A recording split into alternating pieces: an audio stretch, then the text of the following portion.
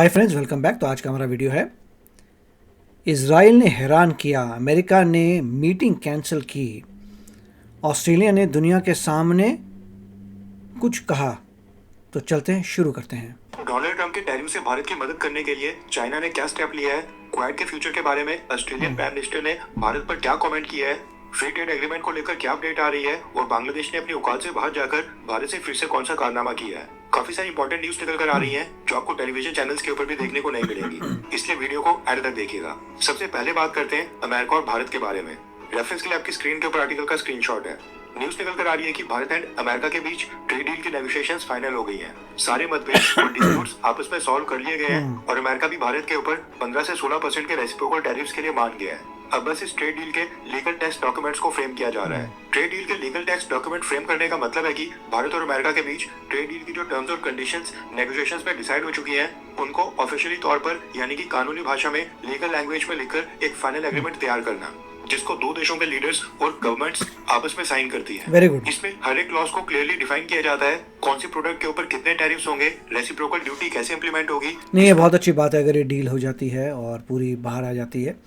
India में जो इतने लोग गॉसिप कर रहे होते हैं, थैंक गॉड वो गॉसिप ख़त्म होगा और एक्चुअल अब डील देख के सब शांत रहेंगे।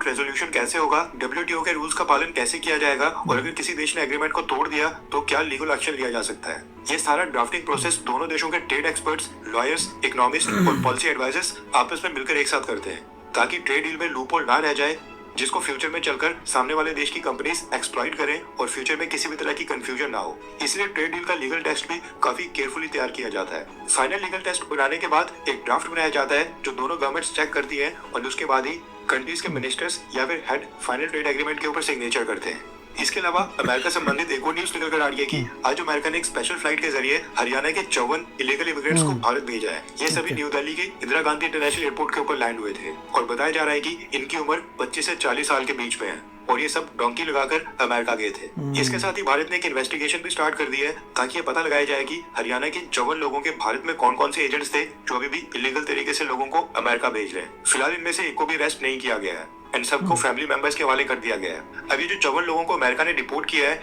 इसमें एक लखविंदर सिंह नाम का भी व्यक्ति था जिसके बारे में कहा जा रहा है कि ये लॉरेंस बिश्नोई गैंग का मेंबर था एंड इसके खिलाफ भारत ने इंटरपोल का रेड कॉर्नर नोटिस भी जारी करवाया था एंड अमेरिका ने इसको खुशी खुशी भारत को डिपोर्ट कर दिया है। एयरपोर्ट के ऊपर आते ही इसको सीबीआई और हरियाणा पुलिस ने अरेस्ट करके इसके ऊपर कार्रवाई स्टार्ट कर दी है। इसके अलावा न्यूज निकल कर आ रही है कि मलेशिया में जो भैया यूएसए बैठा हुआ था, बाय गॉड, आसियान समिट चल रहा है, उसकी साइडलाइंस के ऊपर भारत के विदेश मंत्री जयशंकर सर ने अमेरिका के विदेश मंत्री मार्को रूबियो के साथ मीटिंग करके बायलैटरल रिलेशंस के ऊपर चर्चा की है। हालांकि उस मीटिंग में दोनों देशों के बीच क्या डिसाइड हुआ, इसके बारे में ज्यादा कुछ जानकारी मीडिया में नहीं आई है। नेक्स्ट अपडेट आ रही है क्वाड समिट को लेकर। मलेशिया में आसियान समिट के एंड के साथ ही इस साल क्वाड समिट होने की सभी पॉसिबिलिटीज खत्म हो गई हैं। ऑस्ट्रेलिया के प्राइम मिनिस्टर ने खुद इसके ऊपर स्टेटमेंट इशू की है। रेफरेंस के लिए आपकी स्क्रीन के ऊपर आर्टिकल का स्क्रीनशॉट है। दरअसल मलेशिया ने ऑस्ट्रेलिया के प्राइम मिनिस्टर एंथनी अल्बानीज को भी आसियान समिट के लिए इनवाइट किया था। जिस तरह से भारत के प्रधानमंत्री Modi, Chinese president Xi Jinping, Russian president Vladimir Putin और डोनाल्ड ट्रंप को इनवाइट किया गया था, सेम उसी तरह से ऑस्ट्रेलियन प्राइम मिनिस्टर भी इनवाइटेड थे एंड इसी आसियान समिट के साइडलाइंस के ऊपर एक press conference. That is very weird कि अगर आप इनवाइट करेंगे चाइना को क्वाड में और रशिया को क्वाड में, that is the most illogical thing I ever heard कि अगर इंडिया ने इनवाइट किया चाइना को और रशिया को फॉर क्वाड, टोटली इलॉजिकल। प्रधानमंत्री ने क्वाड का भी मुद्दा उठाया। एंथनी अल्बानीज ने क्वाड को लेकर कहा है कि क्वाड ऑस्ट्रेलिया के लिए एक बहुत ही इंपॉर्टेंट और महत्वपूर्ण फोरम है और वो उम्मीद करते हैं कि अगले साल की शुरुआत में पहले क्वार्टर के आसपास क्वाड देशों की मीटिंग हो जाए जिसको prime minister Narendra Modi host करेंगे। इसके साथ ही जब क्वाड के फ्यूचर और भविष्य के बारे में सवाल पूछा गया तो ऑस्ट्रेलियन प्राइम मिनिस्टर ने यूएस प्रेसिडेंट डोनाल्ड ट्रंप का नाम लेते हुए कहा कि ये सीजन ट्रंप के लिए काफी बिजी समिट सीजन था और यूएस प्रेसिडेंट डोनाल्ड ट्रंप काफी बिजी दौर से गुजर रहे हैं। एंथनी अल्बानीज की स्टेटमेंट से साफ पता चल रहा है कि इस साल का क्वाड समिट जो भारत में होने वाला था वो डोनाल्ड ट्रंप के कारण नहीं हो पाया है। To be precise, Donald Trump के भारत को इग्नोर करने के कारण ही स्किप हो गया है। अब उम्मीद जताई जा रही है कि अगले साल यानी कि 2026 के पहले इंडिया को परवाह नहीं करनी चाहिए ऐसे क्वाड की। अपने पैर पे खड़े रहो, अपने पैर पे लीडर बनो, डजेंट मैटर अगर कोई आया नहीं आया। आई डोंट थिंक इसका कोई ज़्यादा महत्व है। अपनी कंट्री स्ट्रांग होती है, वो सबको संभाल लेगी। से लेकर मार्च के बीच में होता है, उस दौरान हो सकता है कि क्वाड की मीटिंग हो जाए और Who Bharat, cares? America, Japan और ऑस्ट्रेलिया इन सब देशों के प्राइम मिनिस्टर्स और प्रेसिडेंट आपस में मीटिंग कर लें। अब वो भी हो पाता है या नहीं, वो तो खैर आने वाला समय बताएगा, लेकिन भारत ने अमेरिका के साथ जो भी इन्वेस्टमेंट की थी क्वाड को लेकर चाइना को कंटेन करने के लिए, वो सब डोनाल्ड ट्रम्प ने आज फेल कर दी है। Correct. और क्वाड ग्रुप जो कि चाइना को कंटेन खुद ही कंटेन करना पड़ेगा। अगर तुम्हें लगता है कि इंडिया की ज़रूरत थी चाइना को कंटेन करने की, तो नहीं, क्योंकि इंडिया भी अलाइन था with Russia, so I don't think कुछ हो पाएगा। करने के लिए स्टार्ट किया गया था, खासकर इंडो पैसिफिक में। ये क्वाड की शुरुआत के बाद इतिहास में पहली बार ऐसा होगा जब किसी भी साल क्वाड समिट नहीं हो रहा है और क्वाड के लीडर्स आपस में नहीं मिल पा रहे हैं। इसके अलावा भारत और चाइना के बारे में बायलैटरल ट्रेड को लेकर एक बहुत ही पॉजिटिव न्यूज निकल कर आ रही है। रेफरेंस के लिए आपकी स्क्रीन के ऊपर आर्टिकल का स्क्रीनशॉट है। न्यूज निकल कर आ रही है कि साल 2025-26 के पहले हाफ यानी कि अप्रैल से लेकर सितंबर महीने में भारत से चाइना जाने वाले एक्सपोर्ट्स में 22% की ग्रोथ आई है और चाइना ने भारत से इस बार ज्यादा आइटम्स परचेज करना स्टार्ट कर दिया है। चाइनीज एम्बेसडर शू फियोंग ने खुद इसकी जानकारी दी है और बताया है कि अमेरिका ने जो भारत के ऊपर टैरिफ लगाए हैं उसके इम्पैक्ट को कम करने यानी कि उसके नुकसान को कम करने और भारत को मदद करने के लिए चाइना भारत के प्रीमियम प्रोडक्ट्स को अपनी मार्केट में वेलकम करता है। तो वापस करेगा सारे अपनी अक्सर चिन्ह। वैसे गुड न्यूज है कि भारत से चाइना जाने वाले गुड्स 22% तक इंक्रीज हो गए हैं और चाइना भारत के साथ रिलेशंस को इंप्रूव करने के लिए काफी एफर्ट शो कर रहा है। नेक्स्ट अपडेट आ रही है भारत और बांग्लादेश को लेकर। दरअसल बांग्लादेश की इंडियन गवर्नमेंट के हेड प्रोफेसर मोहम्मद यूनुस ने अगेन भारत के नॉर्थ ईस्ट रीजन को लेकर एक चीप टैक्टिक्स खेला है। बहुत ही घटिया हरकत की है। रेफरेंस लैब की स्क्रीन के ऊपर आर्टिकल का स्क्रीनशॉट है। आप ये जो पिक्चर देख रहे हैं इसमें प्रोफेसर मोहम्मद यूनुस के भैया मेरे को तो लगा नहीं कि ये बांग्लादेश का मैप है, आई डोंट थिंक सो। साथ Pakistan joint chief of staff committee के चेयरपर्सन जनरल साहिर शमशाद मिर्जा हैं।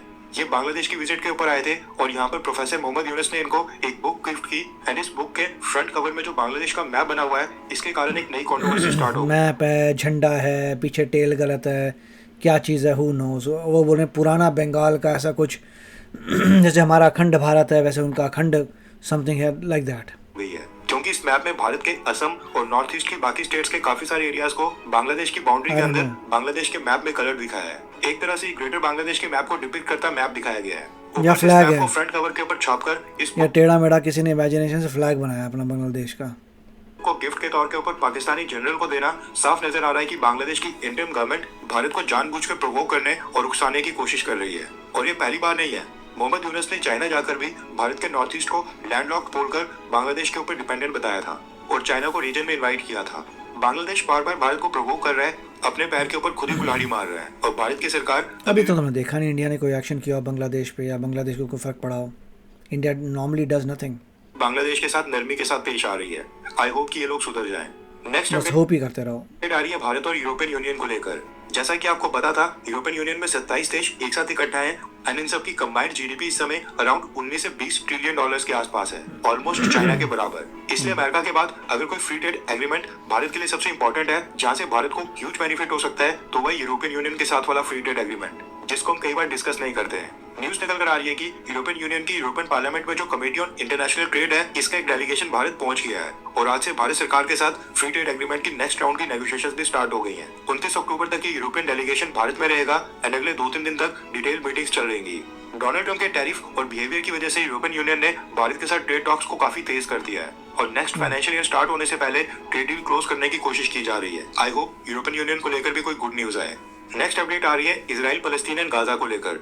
आपको याद होगा कुछ समय पहले हमने आपको बताया था कि डोनाल्ड ट्रम्प ने जो गाजा पीस प्लान रेडी किया है उसमें इंटरनेशनल स्टेबलाइजेशन फोर्स का भी प्रावधान है जिसके तहत कुछ मुस्लिम कंट्रीज अपने ट्रुप्स को भेजकर गाजा की सिक्योरिटी सुनिश्चित करेंगी। अब ये जो इंटरनेशनल स्टेबलाइजेशन फोर्स की अनाउंसमेंट हुई है उसको लेकर काफी पॉलिटिक्स चल रही थी और मिडिल ईस्ट के अरब देशों से लेकर टर्की और पाकिस्तान समेत दुनिया की कई सारी मुस्लिम कंट्रीज में ये डिबेट स्टार्ट हो गई थी कि क्या उनको अपने ट्रुप्स को गाजा में भेजना चाहिए या फिर नहीं। एंड सभी मुस्लिम देश एक्साइटेड होकर ये कह रहे थे कि वो अपने ट्रुप्स को गाजा में उतारने के लिए रेडी है। अब क्योंकि गाजा और फलस्तीन का मसला दुनिया के सभी मुस्लिम लोगों के लिए इमोशनल मसला है इसलिए सभी मुस्लिम कंट्रीज अपने देश के लोगों के बीच पॉलिटिकल स्कोरिंग करने के लिए डोमेस्टिक पॉलिटिक्स के लिए इस मौके को बुना रही थी और गाजा में अपने ट्रूप्स उतारने के लिए रेडी हो गई थी। लेकिन अब इस बीच इजराइल की गवर्नमेंट का एक बयान सामने आ गया है जिसके बाद कई सारी मुस्लिम कंट्रीज की एक्साइटमेंट खत्म होने वाली है। रेफरेंस के लिए आपकी स्क्रीन के ऊपर आर्टिकल का स्क्रीनशॉट है। इजराइल के प्राइम मिनिस्टर बेंजामिन नेतन्याहू ने अनाउंस किया है कि गाजा सीजफायर को इम्प्लीमेंट करने के लिए कौन से देश के ट्रूप्स को गाजा में तैनात करने दिया जाएगा वो चीज इजराइल डिसाइड करेगा। इजराइल ये डिसाइड करेगा कि इंटरनेशनल स्टेबलाइजेशन फोर्स में कौन से देश की सेना को एक्सेप्ट किया जाएगा और किसको नहीं। बेंजामिन नेतन्याहू ने आगे कहा कि हमने ये पहले ही कह दिया है कि हम अपनी सिक्योरिटी का कंट्रोल अपने हाथ में रखेंगे। ये डिसीजन इजराइल का होगा और हम इसी तरह से ऑपरेट करते हैं एंड आगे भी ऐसे ही ऑपरेट करते रहेंगे। इसके साथ ही इजराइल की गवर्नमेंट ने कहा कि इस बात के ऊपर उनकी अमेरिका के साथ भी अंडरस्टैंडिंग है और उन्होंने अमेरिका के रिप्रेजेंटेटिव्स को भी ये क्लियर कर दिया था। अब इस डिसीजन के बाद माना जा रहा है कि सऊदी अरब, स्पेशली टर्की और पाकिस्तान, ये जो 3 मुस्लिम कंट्रीज हैं जो मुस्लिम कंट्रीज के ठेकेदार बनने की कोशिश करती हैं, इनके ट्रूप्स को इजराइल एंट्री नहीं देगा। हालांकि वो भी हमको देखना होगा, देखना पड़ेगा, ये वेट एंड वॉच करके। देखिए काफ़ी अच्छा वीडियो था, वेरी नाइस, बहुत सारी चीज़ें उन्होंने कवर की है। इजराइल का देखना पड़ेगा किसको अलाउ करेगा नहीं करेगा। मगर सबसे जो बढ़िया न्यूज़ थी वो थी कि यूएस और इंडिया का मेरे ख्याल से ट्रेड डील होने वाली है। 15% पे आ जाएगा टैरिफ, 10 to 15% कह रहे हैं। बहुत चीज़ें हो रही है, बस अब ड्राफ्ट करना बाकी है, लिखना बाकी है। So that's a good thing कि, और ये न्यूज़ पहले से आ रही थी कि कोई ना कोई नेगोशिएशंस जारी हैं और बहुत कुछ रिजॉल्व किया गया है। मेरे ख्याल से सोयाबीन्स और कॉर्न जो है इंडिया ख़रीदेगा नॉन GMO, तो काफ़ी कुछ, which is a good news, क्योंकि फाइनली जो है जो गॉसिप चले आ रहा है इतनी देर से वो फाइनली ख़त्म होगा और आई होप कि लोगों का नरेटिव उसके बाद चेंज होगा। दूसरा जो है, ये बात सही है कि क्वाड की हमें ज़रूरत नहीं है, ठीक है, क्वाड है नहीं है, और क्वाड में रशिया और चाइना को बुलाना तो डिफीट करता है पर्पज़ को क्वाड का पर्पज़ यही था कि चाइना को काउंटर करना, उसको बुलाने का मतलब ही नहीं बनता। तो इट्स वेरी गुड। तो आप बताइए आपके क्या विचार है इसके बारे में।